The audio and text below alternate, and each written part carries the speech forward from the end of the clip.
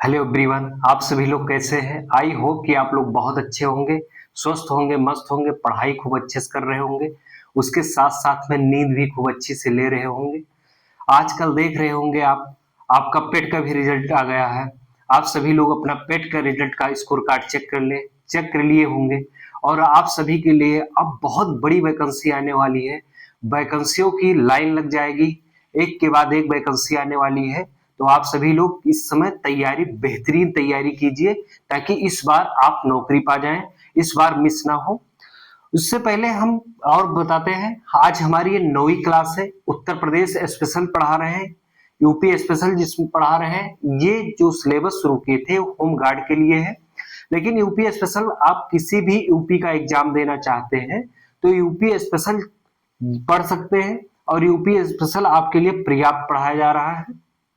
और आप सभी लोग मेरी क्लास तो देख रहे हैं, लेकिन किसी के पास शेयर नहीं कर रहे हैं, ना लाइक कर रहे हैं, ना अपना रिस्पांस दे रहे हैं।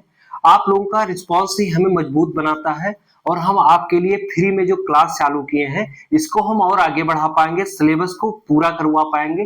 पहले आप लोग ज्यादा से ज्यादा लोगों के पास शेयर करें, सब्सक्राइब करें।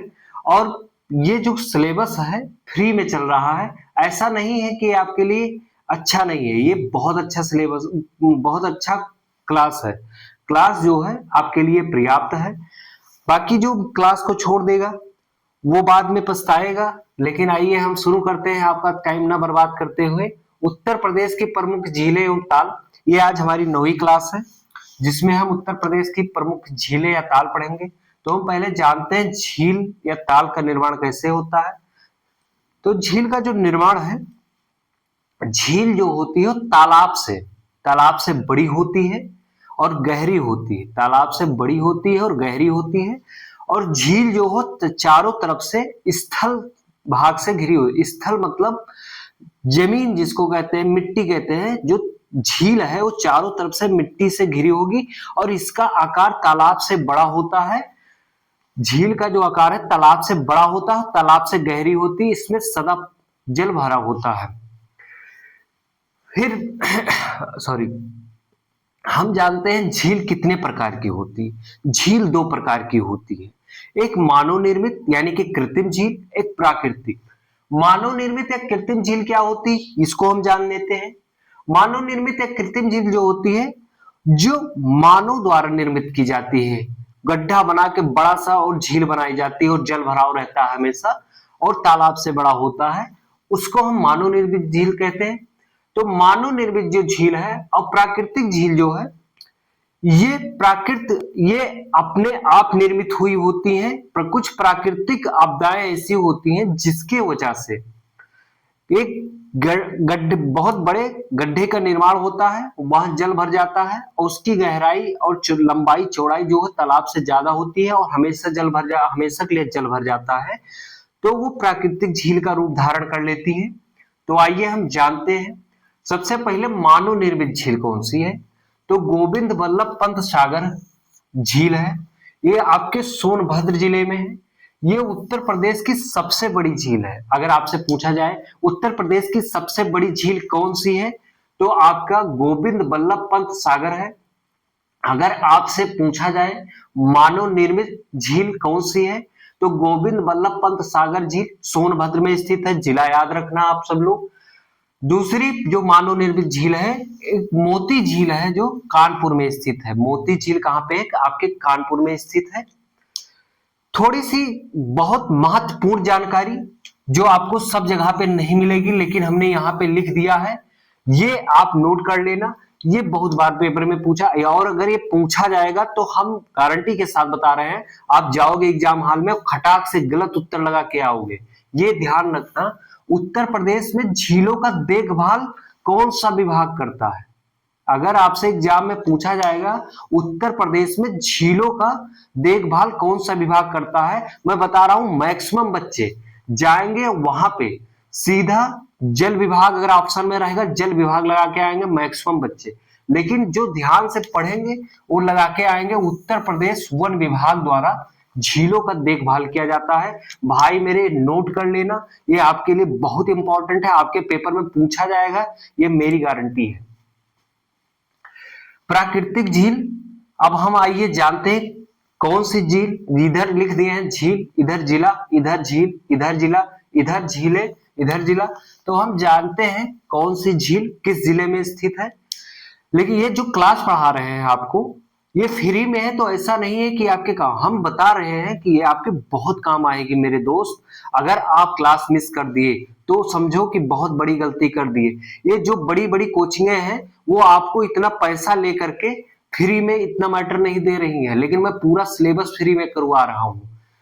फिर आइए जानते हैं प्राकृतिक झील कौन सी है।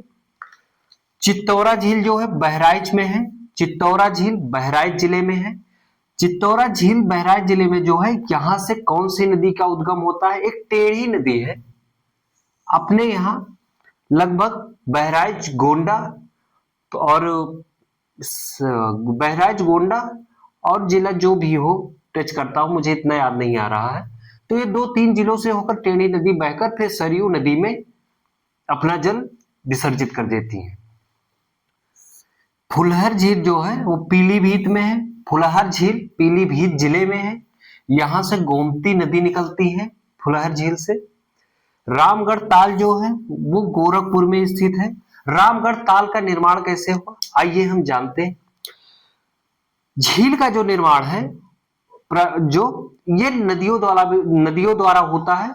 बड़ी बड़ी नदियां जब अपने वृद्धावस्था में होती है, यानी कि पौधावस्था में होती हैं, तो उनका जल कई हिस्सों में आपने देखा होगा, जो नदी बहुत पुरानी हो चुकी है उसकी धाराएं कई भागों में बट गई हैं और बीच बीच में मिट्टी ऊपर दिखाई देती है। जैसे आपने गंगा नदी देखा होगा प्रयागराज में, और आज आपने और कई नदियां देखा होगा। खैर गंगा नदी पौधावस्था पे नहीं है, लेकिन वहां पे ऐसा आकार आ जाता है, इसलिए हमने एग्जाम्पल दिया है। तो जो नदी है उसका जल कुछ कटाव करके मिट्टी ऊपर मिट्टी छोड़कर और धाराएं अलग से हो जाती है और वहां पे एक आकार सा बन जाता है। वहां हमेशा जल भरा रहता है, और यार नदी में बाढ़ आती तो वहां पे जल चला जाता है और हमेशा बना रहता है। तो ऐसे झील का निर्माण हो जाता है। रामगढ़ ताल का निर्माण जो है, रामगढ़ ताल झील का निर्माण ऐसे ही हुआ राप्ती नदी के जल से हुआ था। राप्ती नदी पहले रामगढ़ ताल से ही होकर बहती थी, लेकिन अब उनकी धारा अलग हो गई और यहाँ पे एक बड़ा सा ताल यानी कि झील का निर्माण हो गया। ये गोरखपुर में स्थित है। कुंदरा समुद्र जो है आपके उन्नाव जिले में है। बेंती या नैया झील जो है प्रतापगढ़ कुंडा जिले में है। प्रतापगढ़ जिला कुंडा, प्रतापगढ़ में कुंडा है। कुंडा एक शहर है छोटा सा, वहां पे प्रतापगढ़ में ये बेंती या नैया झील वहीं पे है। बखिरा झील जो है आपके संत कबीर नगर जिले में है। राजा का बांध झील सुल्तानपुर जिले में है। औंधी झील जो है वाराणसी में है। लक्ष्मी ताल झील जो है झांसी में है। मदन सागर झील जो है महोबा में है। बड़ा ताल यानी कि गोखुर झील शाहजहांपुर में है। भोंग ताल एवं बिसैथा झील जो है रायबरेली जिले में है। करेला एवं इटौझा करेला एवं इटौझा झील जो है आपके लखनऊ में है। सिरसी जलाशय जो है मिर्जापुर में है। जिरगो झील मिर्जापुर जिले में है। ये आप 3 लगातार याद करिएगा। सिरसी जलाशय मिर्जापुर में, जिरगो झील मिर्जापुर में है। दरार गर्त या टांडा दरी ताल मिर्जापुर में है। बलहा पारा कानपुर में है। बरुआ सागर एवं बसनेह झील झांसी में है। नौह झील मथुरा में स्थित है। राधा कुंड एवं श्याम कुंड ये आपको बहुत आसानी से याद हो जाएगा, ये मथुरा में गोवर्धन में है। मानसी गंगा कुंड जो है मथुरा गोवर्धन में है। कीठम ताल झील जो है आगरा में है। लीलोर ताल झील जो है बरेली में है। मोराय झील जो है फतेहपुर में है। दहेर झील हरदोई में है। दरवन झील जो है फैजाबाद में है। देवरिया ताल जो है कन्नौज में है। समान झील जो है मैनपुरी में है। ये समान झील जो है मैनपुरी में है। भिजवान झील जो है हरदोई में है।